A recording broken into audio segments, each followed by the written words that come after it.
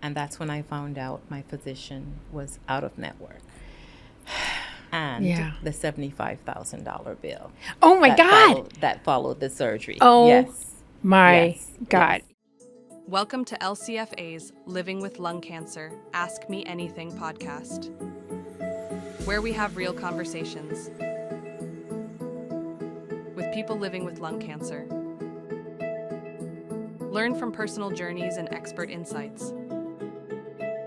Subscribe now and never miss an episode. This is Living with Lung Cancer, Ask Me Anything. I'm Annabelle Gurwitch, your host today.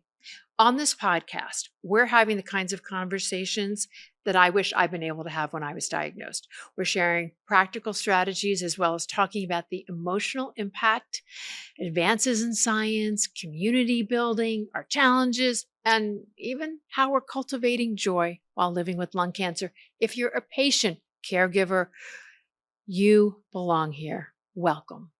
So today, our guest is Colette Smith. Now, Colette, you are an accomplished professional. You're a mother of 5, you're a grandmother of 2, and you happen to also be living with lung cancer. So we have lots to talk about. We do. So Colette, you and I have different experiences. You went through a surgery, I'm on a TKI. So between all of our experiences, we're going to hash out the impacts today of our subject, which I'm going to introduce with a little story. Okay. Let's hear it. All right. So a couple of weeks ago, I get this phone call, and I see on the phone, it's like on my cell phone, it's the number of the hospital. Like, I don't know about you, but whenever I see that number flash, like my life flashes in front of me, right? Because I've gotten every kind of call you can imagine, right? So the phone is ringing. I pick it up, and it's someone from a financial office. And I'm like, okay.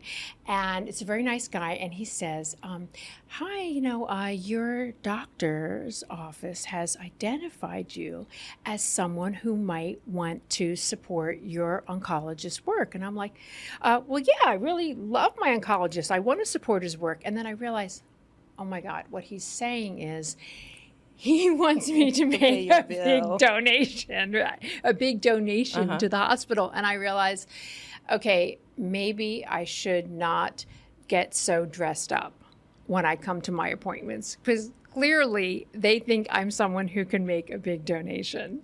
And I am someone who just went on disability. So that is my way of introducing the topic today, which is the financial impact and what people call financial toxicity of living with lung cancer. So, starting from the beginning of your experience when you were diagnosed with lung cancer and you had surgery, you were diagnosed at 1A, right? So you were able to have a lobectomy? Yes. I am what you call the anomaly, with stage 1A diagnosis and the lobectomy. My financial concerns began with my health insurance. On one plan, which was my plan where I was primary, my physician was participating, and I was well into my doctor's visits before having to switch to my husband's plan. It made sense financially. And that's when I found out my physician was out of network. And the $75,000 bill. Oh my God. That followed the surgery. So what did you do? First of all, when I was going through that phase of my life where I was trying to figure out, how to maneuver lung cancer, how to maneuver that diagnosis. Finances are the last thing on my mind. Yeah. I just want to get to a point where I'm feeling better. Right. Months later, here comes the bill. And thank God I had some knowledge, because that's the industry, that's you the work field in that hospital, insurance administration. Yes, that's right. the field that I'm in. And I know that when I go to a particular hospital that's in network, and the authorization comes from my health plan through the hospital, there's no reason that I should be balance billed by a physician who's not in network. So that gave me the tools to have a conversation with my insurance company and have them take a second look at that. I find that when insurance companies are aware that you have some knowledge, there's room for appeals and negotiations. You know, what I've always heard, and maybe you can share this as like an industry insider, I've always heard that if you challenge 3 times, then you have a better chance of getting something changed because they expect to wear you down. So if it's a really big bill or it's some kind of unusual service, is this any truth to this, or is this just sort of like street wisdom? It depends on the company's policy. Like, for example, the company I'm with now, you have one chance. So you better give it your best. So I would say gather all of your resources, contact your physician, have them even go through the appeals process on your behalf, provide all the medical notes, and just prove your case on why it was medically necessary. So give it your best shot. You were able to prevail in that situation. Yes, I was. You know what's really, I think, challenging is, and I just want to mention that if you're watching the show, you're listening to the show, you know, our community is really diverse. So we have people in rural areas who don't have as many advantages as if you are in a bigger hospital system or a cancer center. But I think one of the things that your initial entry into the lung cancer world that shows is that if you can immediately, when you're diagnosed, look for, if your hospital system has it, a patient navigator service. Like large hospital systems will have that. And at the end of this podcast today, we're going to give some names of some organizations that can help if you're at an independent, like if you're with an oncologist in a rural area and you don't have that kind of system available to you, because you really need help sometimes in navigating this. And the sooner that you enter into some kind of conversation with someone about the finances, the better off you are, because we're not able to always anticipate what is going to be coming ahead of us. And the patient navigation systems that are in hospitals are typically there for you when you start treatment and not later in your treatment. And that's an irony, because you don't know what you're going to need. I didn't assume that I would have as great a financial impact as I had, or as you said, I just wasn't on my mind, but I just didn't know what I was in for. It was so shocking that one of the first things that happened to me was, it was right after I started my TKI, and I was having brain fog, and I wasn't even aware of that. And I was in such shell shock that I live in California. It's midnight, and there's a huge knock on my door, and it's during the pandemic, and I don't know what's happening. And it's a guy who's got a weapon in his hand. He's got a billy club in his hand, and he's there to repossess my car. And I was in such a state of shock. And of course, my kid, it so happens that my kid was walking up into the driveway at this same moment as this scene is unfolding, where this guy's yelling at me, I'm yelling, I'm crying, I'm yelling, I'm weeping on the ground, and he repossesses my car. I had thought that I was keeping track of things financially, but I wasn't. And that was really devastating. I've just been diagnosed with lung cancer. I'm just on this new medication, and now I have failed to handle my finances for myself and my family. It was like, that was a really low moment. So I think if you've just been diagnosed, try to plan ahead a little bit and see how you can get set up with different kinds of resources that can help you. And, you know, one of the things that I'm telling this story is that, you know, when people want to help you, a lot of people rallied around me, and people wanted to help, but they didn't know how to help. One of the ways you can help people sometimes is maybe someone's more organized. Maybe they can't give money, but they can help you organize your finances or that kind of thing. And it's great that you had that support. Yes. As I'm listening to your story, you're taking me back to mine. My husband was diagnosed with prostate cancer 2 years before I was diagnosed with lung cancer. Oh my And gosh. I remember the parents at my son's school rallying together, because one of the things that suffered, we didn't have meals. I didn't have time to prepare meals. Yeah. And instead of creating meals and dropping them off, they did all of the grocery shopping for me, dropped the groceries off, or even had them delivered. And we got through that point. And just when I thought, okay, so we're over our cancer scare, let's move on with life. Right. Here I come with lung cancer. And it was like a vicious Wow. cycle. Yeah. And a different set of financial challenges.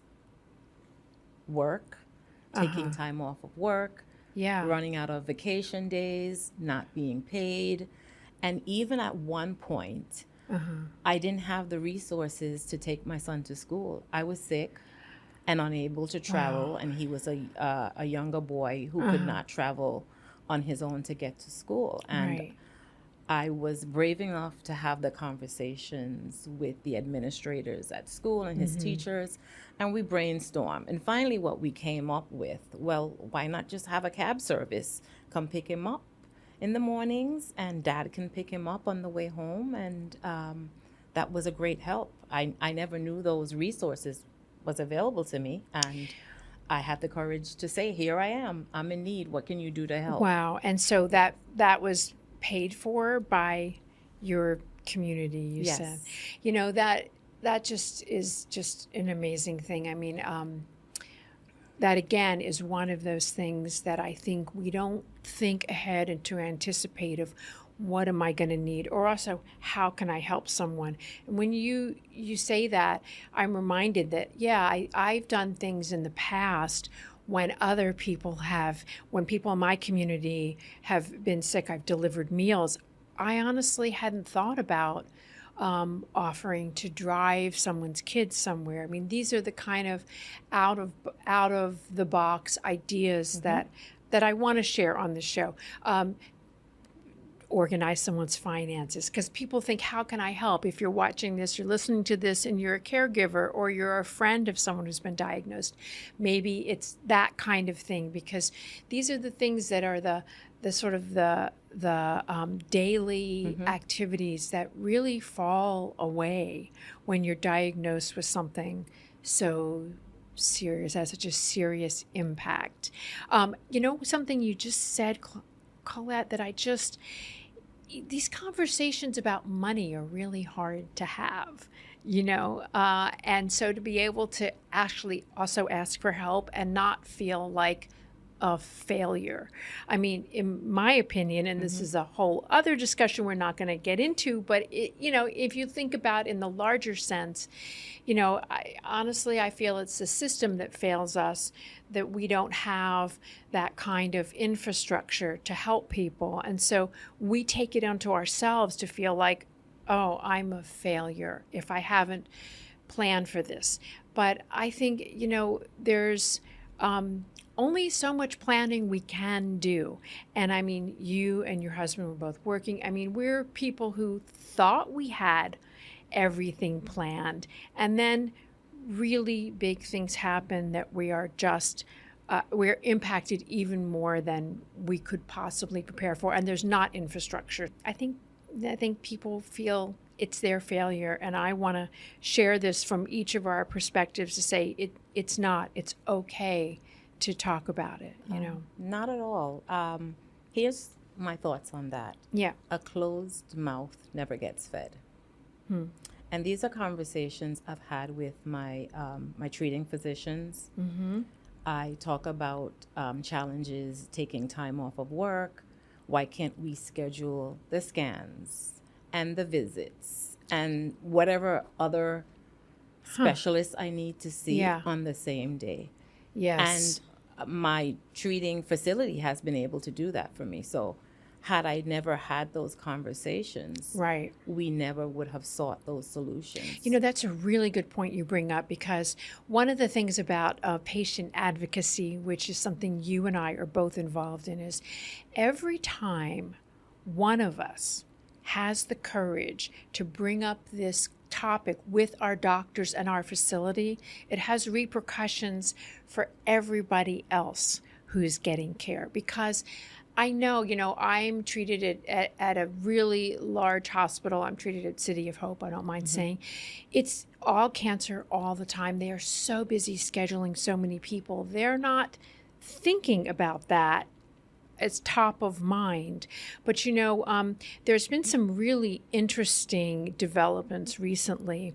I know that I think it's McMillan Hospital System has started a new thing where in their tumor board, and that's the kind of thing where they look at a patient, their patient's health history and the toxicities they're experiencing with the treatments they're on. And they think about whether or not, which line of treatment is right. Financial toxicity has just been added as one of the categories they are evaluating. Now, they've done this in response to the new changes in Medicaid. When actually this has been going on for a long time. But this is one of these really big issues. And I want to bring up this, one of my mentees, our community is so tight, partially because lung cancer used to be something people would just die from. Now we're living longer and we are underfunded.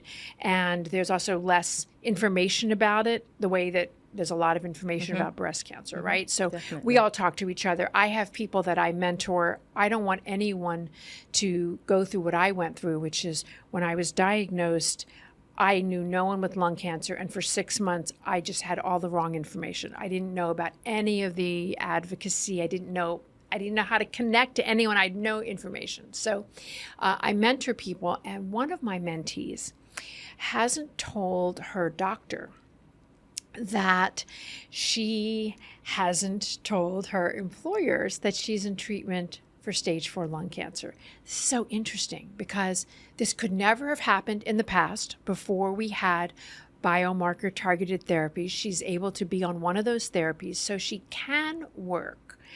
Although she is affected by the treatment. She has side effects, but her doctor has wanted to put her on a combination therapy, a chemo and a TKI. She doesn't want to do that because that would really take her out of work. She'd have to miss more work. And she is one of us who has difficulty talking about finances. So she hasn't told her doctor. So she's sort of at odds with her doctor on what treatment they should follow because she hasn't said, I really need my work and I can't miss any work.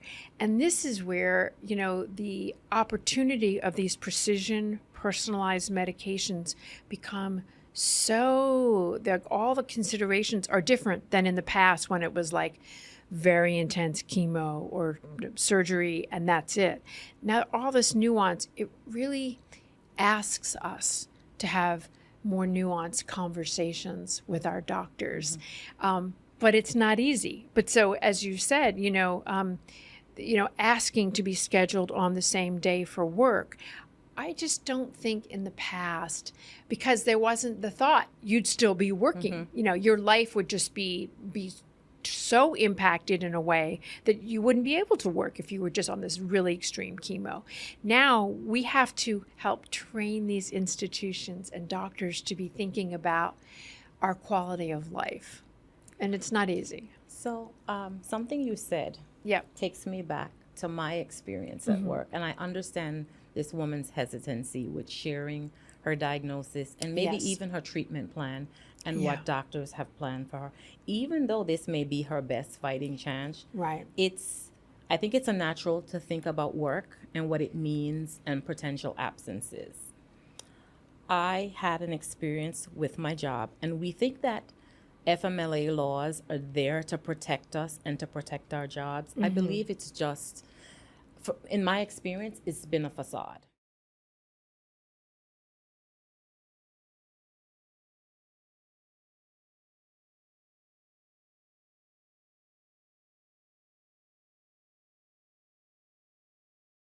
I worked for an organization, in fact, a group of medical facilities for over 16 years.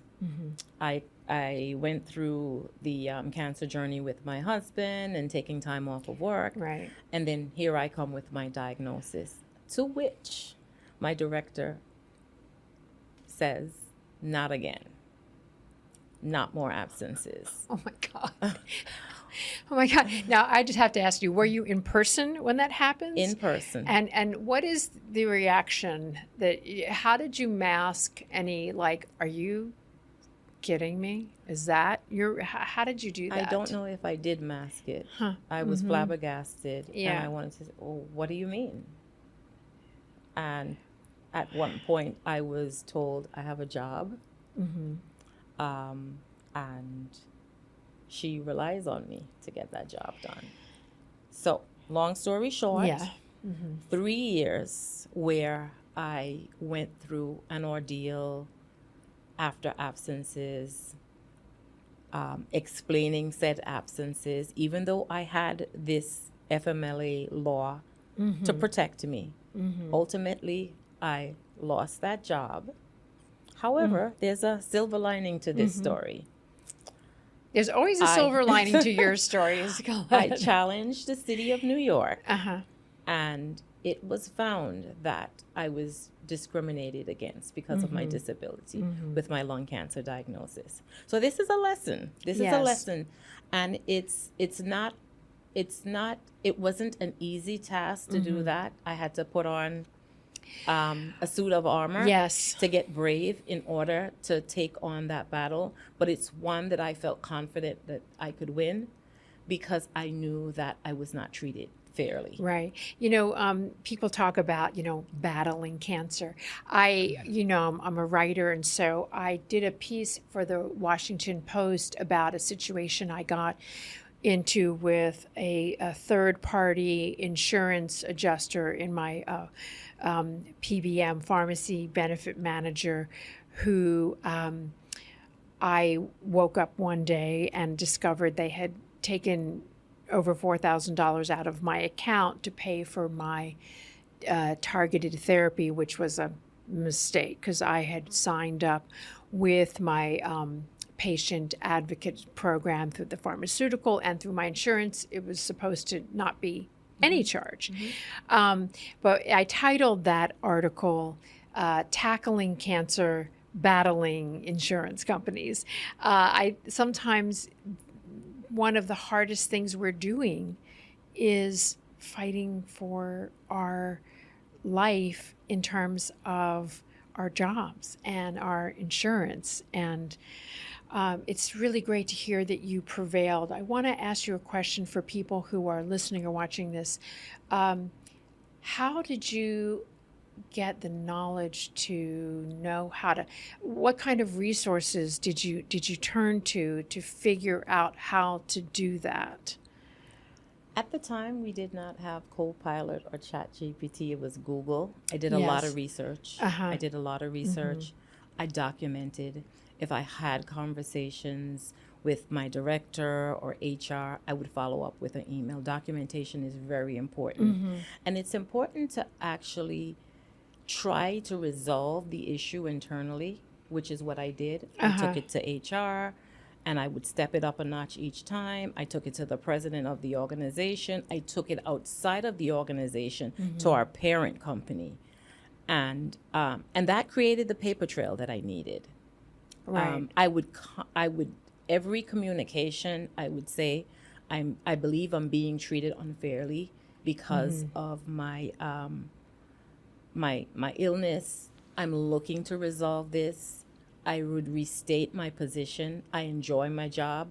I will continue to do the job to the best of my abilities while I'm at the job, and just document and be very specific in your documentation. Every week on Living with Lung Cancer, Ask Me Anything podcast, we explore questions that matter most to people living with lung cancer. We talk about new treatments, everyday challenges, new research, and we share the stories of patients and caregivers who are finding hope and strength. If you want these insights delivered straight to you, subscribe on any of the podcast platforms or go to lcfamerica.org. And if you know someone who could use some understanding or encouragement or both, share this program with them. And don't forget to subscribe. Now, back to our conversation. I've had to learn more about, I thought from a career in show business, I knew how to advocate for myself, but I've had to learn even more about that. And I think part of that is an institutional change of framework of mind for us when there was a generation maybe before us who had a very specific way of dealing with healthcare. So you did whatever your doctor said to do, and you felt so unempowered, and you just listened, and whatever you say, doctor, and you just felt like you couldn't have a voice. I know my grandmother, is in that generation for sure. And I'm not saying don't do what your doctor says, but I think that what we are seeing now is we really need to have a patient-provider partnership. And also in terms of these things like whether or not you're in a protected class of employment, whether or not you're going to challenge your health insurance, we have to advocate for ourselves. The system is so big and convoluted, and I feel like I am required by the universal patient mandate to say it's a Kafkaesque system. I mean, there's no other way to describe it. It's just, you feel like you're in a maze. And I want to also remind people that when we hear Colette say that you challenged and you were successful, you're modeling behavior, and we're also letting this administration know that, we are empowered. And I think we there's a feeling sometimes we can't do it, but and I think, friends can sometimes help as well, but I think we can rise to that occasion, and you're, great modeler of that. One of the things I actually heard recently that I thought was some good advice was, if you feel uncomfortable saying something in person to your doctor, try to identify someone else on the care team who you do feel comfortable speaking to, or maybe there's a different way of addressing something. Maybe you feel more comfortable in an email or on the phone as opposed to in person.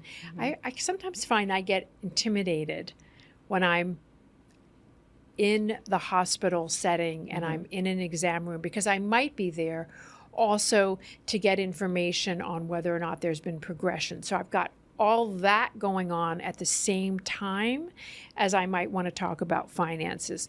That's a lot. I think we have to try to separate these kinds of conversations.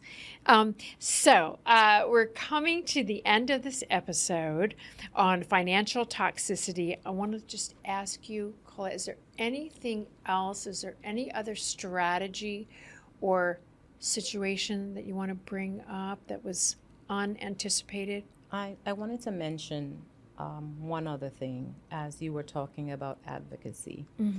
It's important as a patient to never forget the sound of your voice.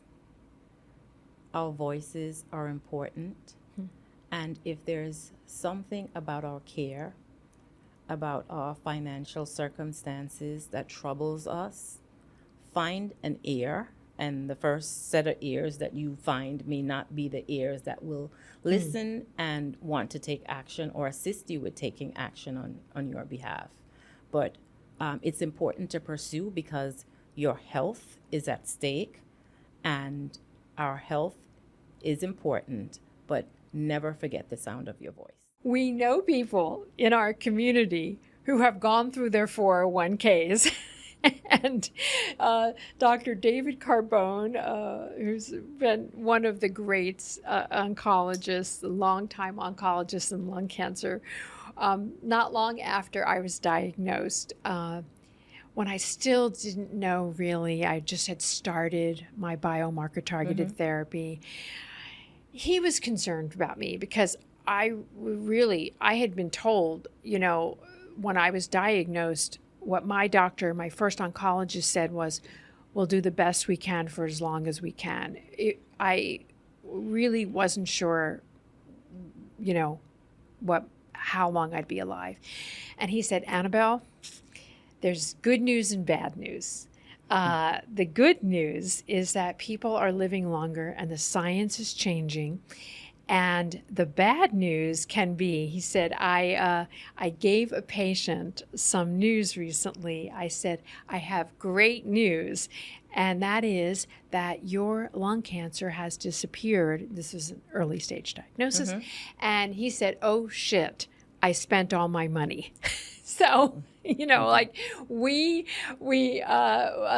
great news about the precision medications is that we are living longer, but that actually requires all this kinds of financial planning. And that gets to what I wanted to bring up, which is that the voice that I actually turned to was another patient, because I really didn't know who to talk to. I think we also have ideas in our mind of, what does that mean? Oh, to go on disability like that. That was a profound effect to my identity. I had to sort of work my head around that was not going to be the first thing that's part of my identity, just like lung cancer isn't the first. I'm still me. I'm still a writer, a community activist. I'm still a mom. This is part of my identity, but it's not the totality of my identity. And I think that's a concern for people when they talk about finances, that this is something that's going to mark them, in the eyes of other people. I'd like to see that stigma lessened. Finances definitely play a role in defining who we are, and it creates some limitations in what we can do. But yes, it's for not, sure. It's not our totality. Yeah. Just like cancer and lung cancer is not our totality. We don't know what we don't know on this journey, and it's something that we figure out every day. Yeah. And I have a community of other lung cancer survivor friends, and I rely on them a lot. Even as a 10-year survivor, I rely on that group a lot. Yeah. It's funny. I think even as a 10-year survivor, that's interesting that you say that, because, I'm 5 years into this. This is an ongoing concern that affects our lives. As we know, lung cancer can come back, but also we're dealing with, the effects of the disease. And we'll talk about that in another episode. I want to just give a couple of organizations names. This is, that's my lung cancer cough. I want to give a couple names of organizations that people can turn to for resources. Triage Cancer has a tremendous amount of resources. Patient Advocate Foundation is one. Cancer Care is another. We're going to have a list at LCFA. Also at my website, AnnabelleGurwitch.com, I have resources.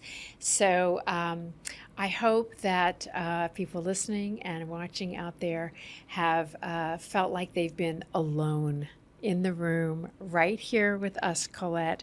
And I urge everyone to connect with the community and raise your voice. And if you like this podcast, start subscribing to it, leave a review, and find us on the web. And thanks for listening. And thanks for coming, Colette. Oh, thank you for having Colette. me. Thanks for listening to Living with Lung Cancer. Ask Me Anything. I'm Annabelle Gurwitch. If today's conversation helped you, follow, subscribe, share this episode with someone who might need it. Together, we can change the way we talk about lung cancer. And if there's a lung cancer related topic you want us to explore, let us know in the comments. Find out more at lcfamerica.org. You can find me on the socials or at my website, annabellegurwitch.com. Thanks for watching and listening. Your support helps these stories reach more people. Subscribe to the channel. Click subscribe to catch every new episode.